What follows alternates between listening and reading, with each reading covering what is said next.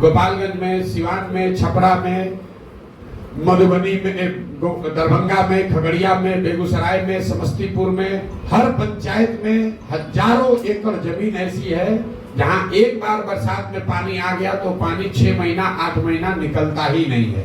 तो मैं आपको ये बताना चाह रहा हूं कि बिहार में जितनी बड़ी समस्या बाढ़ की है उससे भी बड़ी समस्या खेतों में जल जमाव की है। बाढ़ है तो वहां 3 दिन पानी आया फिर भी कुछ हो जाएगा, लेकिन जो जल जमाव है वो परमानेंट व्यवस्था है, परमानेंट परेशानी है। उस खेत से जहां 2 फसल 3 फसल हो सकता था वहां एक ही फसल हो रहा है। दक्षिण बिहार में सूखे की बहुत बड़ी समस्या है, सिंचाई की समस्या बहुत है। एक आंकड़ा और याद कर लीजिए, बिहार देश का एकमात्र ऐसा राज्य है जहां पिछले 10 वर्ष में सिंचित भूमि की मात्रा 11% से कम हो गई है।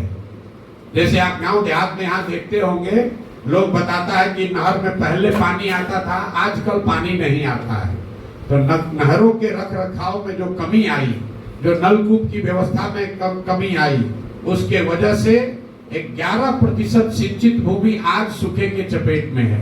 मतलब अगर 10 वर्ष पहले 100 एकड़ में नहरों और नलकूप से सिंचाई की व्यवस्था थी तो वो घट के अब 89 एकड़ ही रह गई है। लेकिन ये भूमि सुधार और जल कुप्रबंधन के बाद भी जो किसान यहाँ उपजा रहा है उसके परेशानी का सबसे बड़ा कारण ये है कि एक आर्थिक सर्वेक्षण बताता है कि बिहार में जो किसान जो फसल उपजा रहा है उसको उसका उचित मूल्य न मिलने की वजह से हर साल यहाँ के किसानों को 15 से 20 हजार करोड़ रुपए का नुकसान हो रहा है। यह आंकड़ा याद रखिए, 15 से 20 हजार करोड़ रुपया हर साल आपका नुकसान हो रहा है, क्योंकि आपको फसल का उचित दाम नहीं मिल रहा है। ये धान का कटोरा है साहबाद, यहाँ घर घर धान का खेती हुआ है। धान का आधिकारिक मूल्य है 2100 रुपया। यहाँ कोई ऐसा किसान नहीं होगा जो 1500, 1600, 1700 से ज्यादा में धान बेचा है। हम लोग यहाँ बैठ के बात करते हैं कि पंजाब में किसान, हरियाणा में किसान बड़ा धनी है।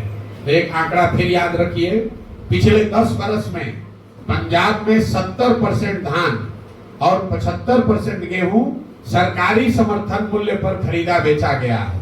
बिहार में ये पैक्स की जो व्यवस्था है, ये सारी व्यवस्था मिलाकर सिर्फ 13% धान ही यहाँ सरकारी मूल्य पर खरीदा गया है पिछले 10 वर्ष में, और 1% गेहूं सरकारी समर्थन मूल्य पर खरीदा गया है। गेहूं में चूंकि मार्केट का रेट ज्यादा है इसलिए उतनी परेशानी नहीं है, लेकिन धान यहाँ पर औसतन 30 से 40% कम दाम पर आप बेच रहे हैं। यही हाल गन्ना का है, यही हाल मकई का है, यही हाल सब्जियों का है।